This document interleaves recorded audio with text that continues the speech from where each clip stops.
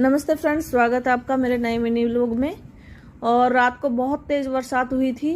अभी भी थोड़ी थोड़ी मौसम ऐसे ही हो रहा है। तो रात को तो मैंने देखा नहीं, लेकिन छत पर से आवाज़ें आ रही थी, तो मैंने सोचा कि अब काम ख़त्म करने के बाद एक बार छत पे देख ही लेती हूँ।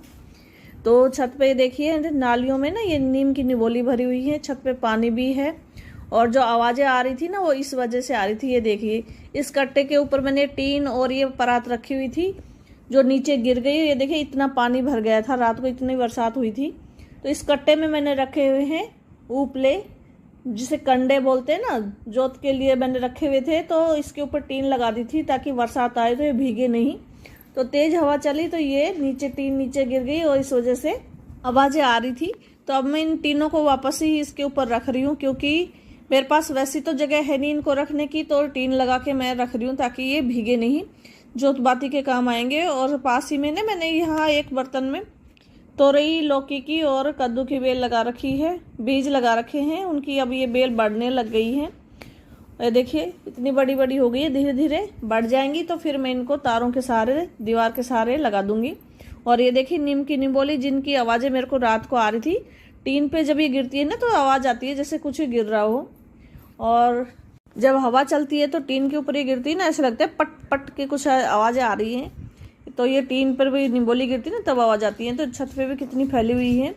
और जब छत पे आई हूँ तो चलो सोचा कि अपने खेत में भी देख ही लेती हूँ। तिल लगाए थे ना, तो अब देखिए, इतने निलाव करवा दिया था तो तिल खूब अच्छे हो रहे हैं। कई जगह थोड़े ज़्यादा ही लग रहे हैं।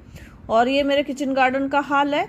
तो ये देखिए, भुट्टे आने शुरू हो गए हैं। और इसको चूल्हे में ना मैंने वो रखी हुई थी कोर, कंडे थोड़े से रखे हुए थे कि कट्टे को कौन खोलेगा, तो इस वजह से मैंने थोड़े से इसी में रख दिया।